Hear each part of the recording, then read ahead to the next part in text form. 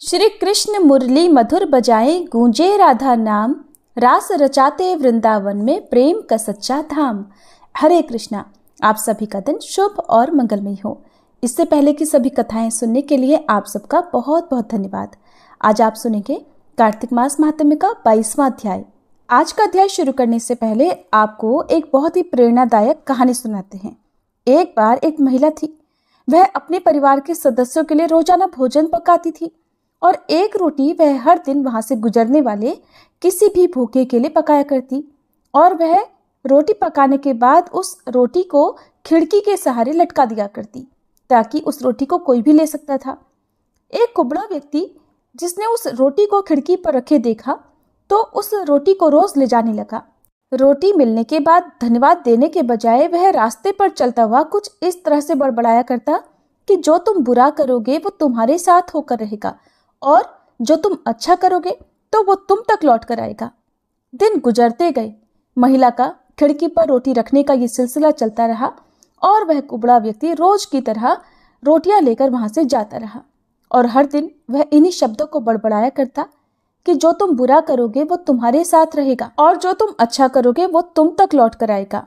वह महिला उस कुबड़े व्यक्ति की इस हरकत से तंग आ गई थी। मन ही मन खुद से कहने लगी, एक तो ये कुबड़ा व्यक्ति हर रोज फ्री की रोटी लेकर जाता है, कभी एक शब्द इसने धन्यवाद का तो बोला नहीं, उल्टा जाने क्या क्या बड़बड़ाता रहता है, पता नहीं क्या मतलब है इसका। एक दिन क्रोध में आकर उस महिला ने एक निर्णय लिया और वह बोली कि अब तो मैं इस कुबड़े व्यक्ति से निजात पाकर रहूंगी, मैं इसका यहाँ आना ही बंद करा दूंगी। ऐसा कुटिल विचार उसके मन में आ गया। फिर उसने क्या किया कि उसने उस रोटी में जहर मिला दिया जो वो रोज उस कुबड़े व्यक्ति के लिए बनाकर रखती थी। आज जब जैसे ही उसने वह रोटी खिड़की पर रखने की कोशिश की कि अचानक उसके हाथ कांपने लगे और रुक गए। फिर वो बोली, हे भगवान, मैं ये आज क्या अनर्थ करने जा रही थी। और उसने तुरंत उस रोटी को चूल्हे की आंच में जला दिया। अब उसने एक ताजी रोटी बनाई और खिड़की के सहारे रख दी। हर रोज की तरह आज भी वह कुबड़ा व्यक्ति आया और रोटी लेने के बाद, जो तुम बुरा करोगे वो तुम्हारे साथ रहेगा और जो तुम अच्छा करोगे वो तुम तक लौट कर जरूर आएगा, ऐसा कहकर वहां से चला गया। इस बात से बिल्कुल बेखबर कि उस महिला के दिमाग में क्या चल रहा है, वह व्यक्ति वहां से अनजान सा चला जा रहा था। हर रोज जब वह महिला खिड़की पर रोटी रखा करती तो वह अपने इकलौते पुत्र की रक्षा के लिए सकुशल घर वापसी के लिए प्रार्थना किया करती थी, जो कि अपना सुंदर भविष्य बनाने के लिए कहीं बाहर गया हुआ था। कई महीनों से उस महिला के इकलौते पुत्र की कोई खबर ही नहीं मिली थी।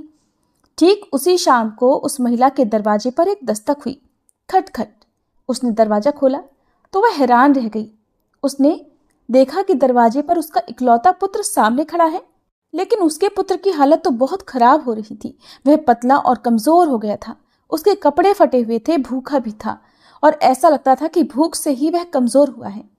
जैसे ही उसने अपनी माँ को देखा तो उसने कहा, माँ, ये चमत्कार है कि आज मैं यहाँ तुम्हारे सामने खड़ा हुआ हूँ। आज जब मैं घर से 1 मील दूर था, मैं इतना भूखा था कि मारे भूख के मुझे चक्कर आ गए और मैं गिर गया। मुझे तो लगा मेरे प्राण ही निकल जाएंगे। उसी समय एक कुबड़ा व्यक्ति वहां से गुजर रहा था। उसने मुझे देखा और उसने झट मुझे अपनी गोद में उठा लिया। भूख के मारे मेरे प्राण निकले जा रहे थे। मैंने उस व्यक्ति से खाने को कुछ मांगा तो निसंकोच उसने अपनी जेब से एक रोटी निकालकर मुझे ये कहकर दे दिया कि मैं हर रोज यही खाता हूँ, लेकिन आज ऐसा लगता है कि मुझसे ज्यादा जरूरत इसकी तुम्हें है, सो ये लो और अपनी भूख मिटाओ। माँ, ये उसी रोटी का चमत्कार है कि आज मैं आपके सामने खड़ा हूँ। जैसे ही माँ ने अपने पुत्र की बात सुनी, माँ का चेहरा पीला पड़ गया और अपने आप को संभालने के लिए उसने दरवाजे का सहारा लिया। अब उसके दिमाग में वो बात घूमने लगी कि कैसे उसने एक सुबह रोटी में जहर मिला दिया था। अगर उसने वह रोटी आग में जलाकर नष्ट नहीं की होती तो आज उसका बेटा उस जहरीली रोटी को खा लेता और अंजाम क्या होता? उसके खुद के बेटे की मृत्यु। इसके बाद उसे उन शब्दों का मतलब बिल्कुल स्पष्ट हो चुका था जो वह कुबड़ा व्यक्ति हमेशा उसके सामने बड़बड़ा कर जाया करता कि जो तुम बुरा करोगे वो तुम्हारे साथ रहेगा और जो तुम अच्छा करोगे वो तुम तक लौट कर आएगा। इसलिए हमेशा अच्छा करो और अच्छा करने से अपने आप को कभी मत रोको। फिर चाहे उसके लिए उस समय आपकी कोई प्रशंसा करे या ना करे, आपको उस बात से कोई फर्क नहीं पड़ना चाहिए। ये थी आज की कहानी। अब सुनिए आज का अध्याय। तो देवर्षि नारद महाराज पृथु को बड़े मनोयोग से सारी कथाएं सुना रहे थे और महाराज पृथु भी बड़े शांत मन से एकाग्रचित्त होकर सारी कथाएं सुन रहे थे। नवमी की कथा सुनने के बाद महाराज पृथु ने देवर्षि नारद से कहा, हे देवर्षि, भीष्म पंचक व्रत जो कि भगवान विष्णु को अत्यंत प्रिय है, किस कारण प्रसिद्ध हुआ? अब मेरी यह जानने की भी प्रबल इच्छा है। देवर्षि नारद कहने लगे, हे राजन, यह व्रत तो अनादिकाल से था, परंतु बीच में लुप्त हो गया था। दोबारा यह कब और कैसे प्रारंभ हुआ, अब इसका इतिहास भी सुनो। इस युग में भगवान कृष्ण ने भीष्म पितामह को यह व्रत बतलाया था और उन्होंने ही सर्वप्रथम इसे किया था। इसी कारण यह व्रत भीष्म पंचक के नाम से प्रसिद्ध हुआ।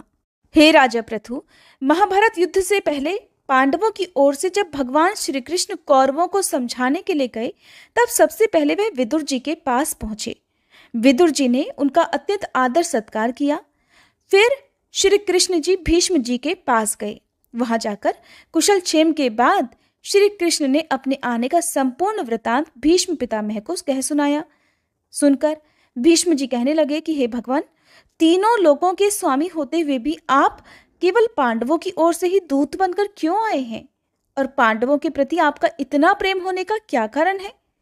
तीनों लोग तो आपके वश में हैं। तब पांडवों ने ऐसा कौन सा व्रत, तप, दान, पुण्य या यज्ञ किया है? या फिर उनके पास ऐसा क्या वशीकरण है जिसके कारण आप उनके वश में हो गए हैं?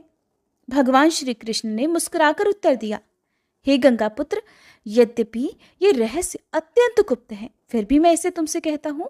पूर्व जन्म में उन पांचों भाइयों ने एक ऐसा व्रत किया था जो मुझे अत्यंत प्रिय है। इसी कारण मैं इस जन्म में उनके वशीभूत हूँ। अब तुम भी उस व्रत का वृतांत सुनो। अत्यंत प्राचीन काल में उज्जैन नामक नगरी में कवि, शुचि, दृढ़, दंत और हंस नामक 5 ब्राह्मण रहा करते थे। वे सभी वेदों के ज्ञाता, युवा, रूपवान और गंधर्व विद्या में अत्यंत निपुण थे। वे सभी दिशाओं में भ्रमण करके अपनी गान विद्या के द्वारा पर्याप्त धन प्राप्त किया करते थे। एक बार वे सभी मथुरा नगरी में सुवीर नामक राजा के दरबार में जा पहुंचे।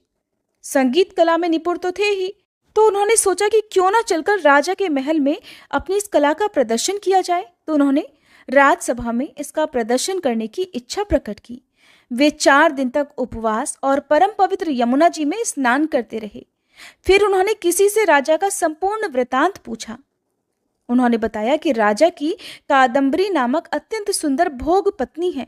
वह संगीत विद्या में निपुण, मधुर बोलने वाली, नृत्य में अत्यंत प्रवीण, रूप, लावण्य और यौवन में अद्वितीय है। वह प्रतिदिन राजा के सम्मुख एकांत में नृत्य और गायन किया करती है। यह सुनकर वे पांचों एक ऐसे स्थान पर जाकर खड़े हो गए जहां कादम्बरी के नृत्य और ताल के स्वर सुनाई पड़ते थे। इसके बाद राजा के पास आने जाने वालों से वे कहने लगे कि बड़े दुख की बात है कि आपके राजा के पास नृत्य कला को जानने वाला कोई नहीं है। वीणा में तार बराबर नहीं है, 2 तार ढीले हैं और बाजे की धुन के अनुसार तो नृत्य भी शुद्ध नहीं है। ये बात वहां उपस्थित लोगों में से किसी ने जाकर राजा से कह सुनाई।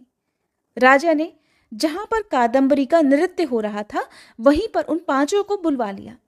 वहां पहुंचकर उन्होंने राजा को पहले तो आशीर्वाद दिया, फिर राजा के निकट ही आसन पर वे बैठ गए। कादम्बरी ने फिर उनको संगीत विद्या में अत्यंत निपुण समझकर उनके सामने अपना विशिष्ट नृत्य प्रस्तुत किया। जब उसने चक्र में ताल दिया तो उन ब्राह्मणों ने उसे रोक दिया। उसने चक्र छोड़कर यथा योग्य ताल दिया, मगर चक्र खंडित नहीं किया। कादम्बरी के इस गुण और उसकी रूप माधुरी को देखकर पांचों उस पर मोहित हो गए। कादम्बरी भी उन पांचों को देखकर उन पर मोहित हो गई। उसने रात्रि के समय गुप्त रूप से अपनी एक सहेली के साथ उन पांचों को यह संदेश भिजवाया कि तुम में से एक प्रतिदिन नगरी के उत्तर की ओर यमुना नदी के तट के समीप लताओं से घिरे हुए निर्जन अनंत नामक तीर्थ में मेरे पास आकर अपनी अपनी विद्या और गुण का प्रदर्शन करो।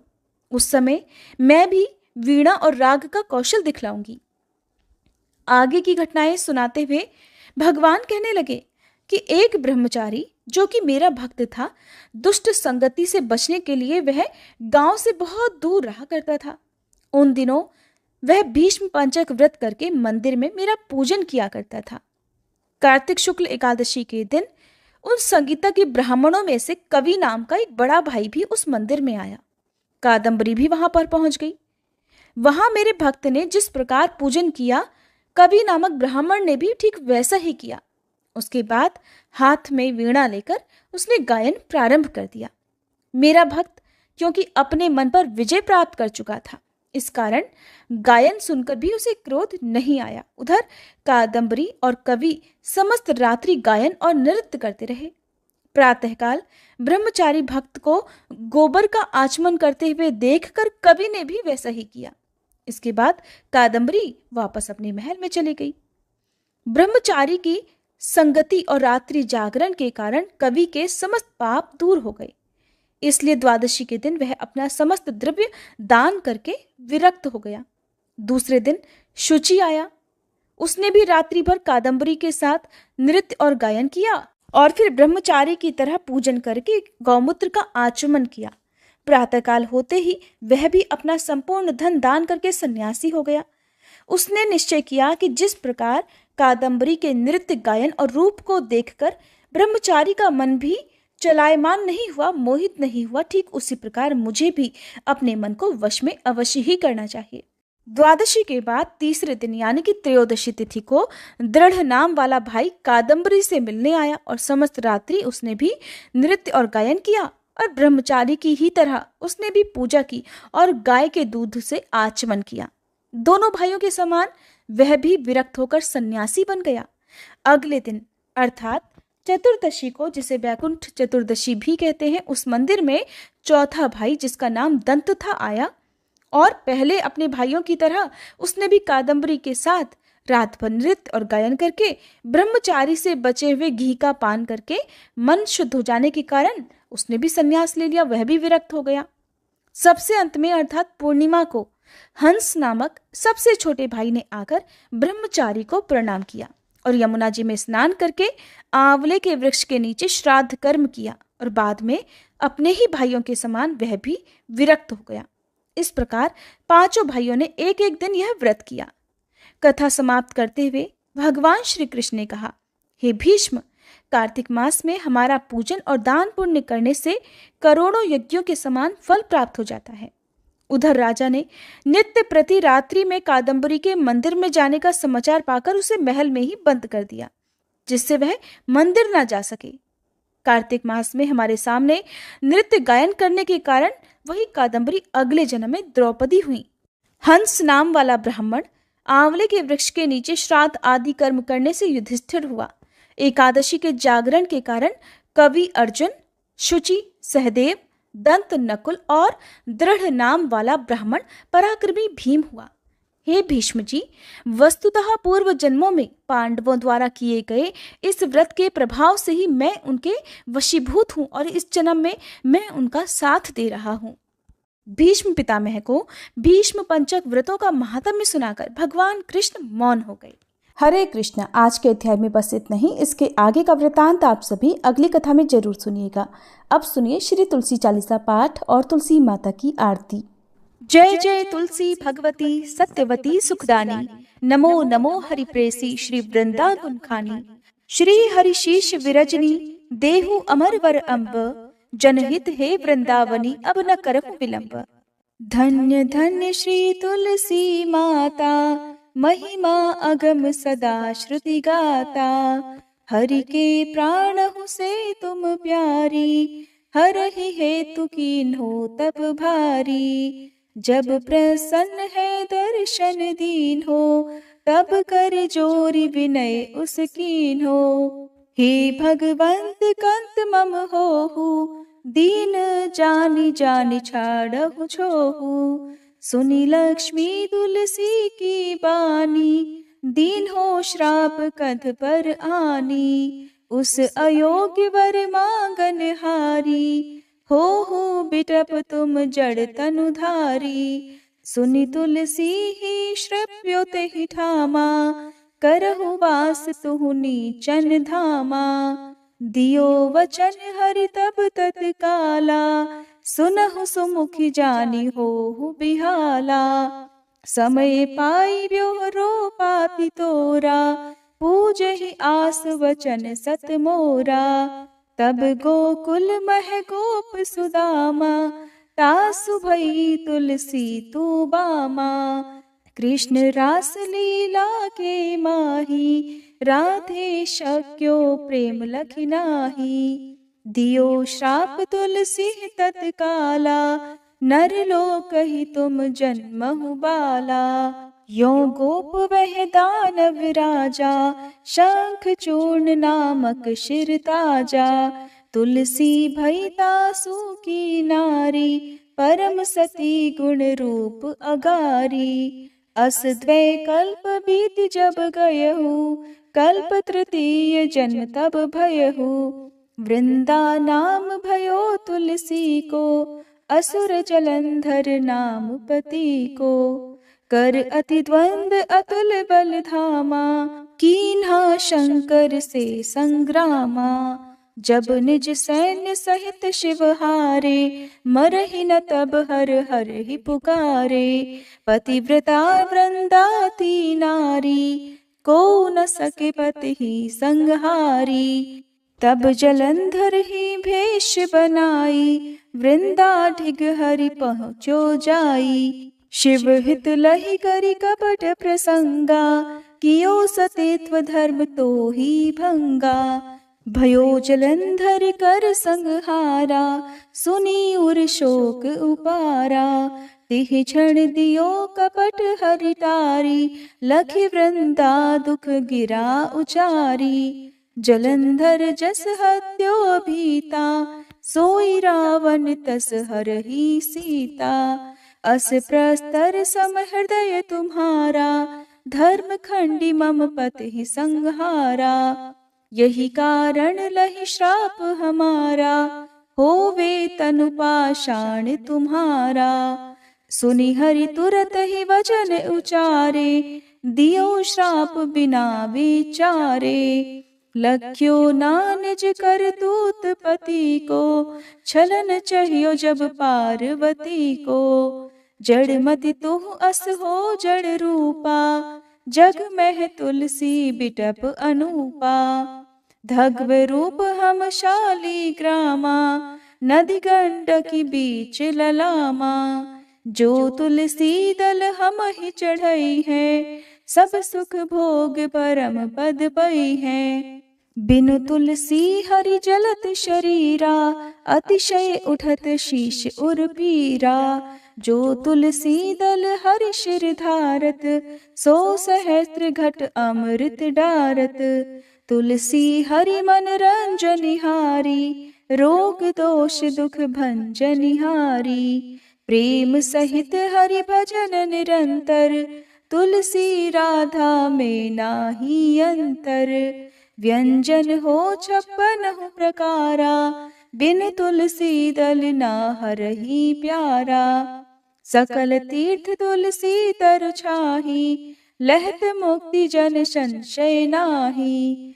कवि सुंदर एक हरि गुण गावत, तुलसी निकट सहस गुण पावत। बसत निकट दुर्वासा धामा, जो प्रयास ते पूर्व ललामा। पाठ करहि जो नित नर नारी, हो ही सुख भाषहि त्रिपुरारी। तुलसी चालीसा पढ़ी तुलसी तरु गृहधारी, दीप दान करी पुत्र फल पावहि बंध्यु नारी। सकल दुख दरिद्र हरिहार वै परम प्रसन्न, आशय धन जन लड़ही कर बसहि पूर्णा अत्र। लाही अभिमत फल जगत मह लाही पूर्ण सब काम, जेहि दल अर्पहि तुलसी तह सहस बसहि हरि राम। तुलसी महिमा नाम लख, तुलसी सूत सुख राम।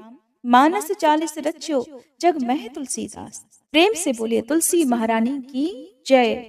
तुलसी महारानी नमो नमो, हरि की बटरानी नमो नमो।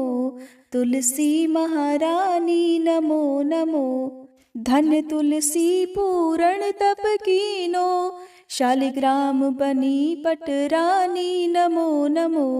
तुलसी महारानी नमो नमो, हर की बटरानी नमो नमो।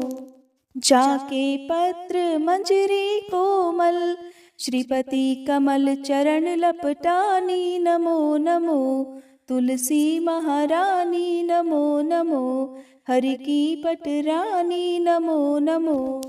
कौन महीने बोई रानी तुलसा, कौन महीने हुई हरियाली, नमो नमो तुलसी महारानी, नमो नमो हरि की पटरानी, नमो नमो।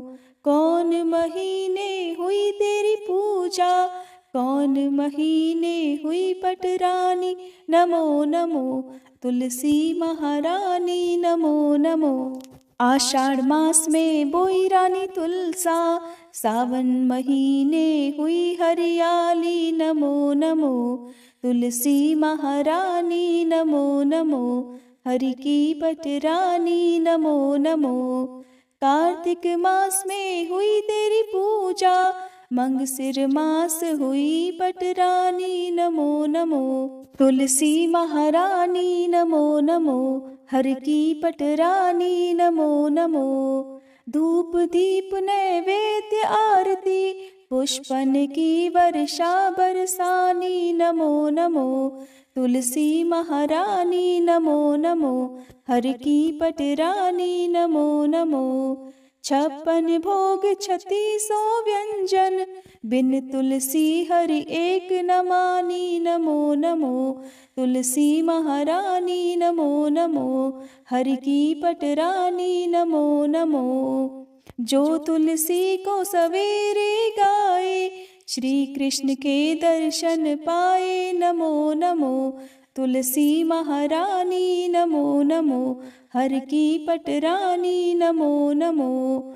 जो तुलसी को दोपहर गाए, खीर खांड का भोग लगाए, नमो नमो तुलसी महारानी, नमो नमो हरि की पटरानी, नमो नमो। जो तुलसी को सांझ को गाए, श्री कृष्ण की आरती उतारे, नमो नमो तुलसी महारानी, नमो नमो हरि की पटरानी, नमो नमो। जो तुलसी को रात को गाए, श्री कृष्ण के चरण दबाए, नमो नमो तुलसी महारानी, नमो नमो हरि की पटरानी, नमो नमो।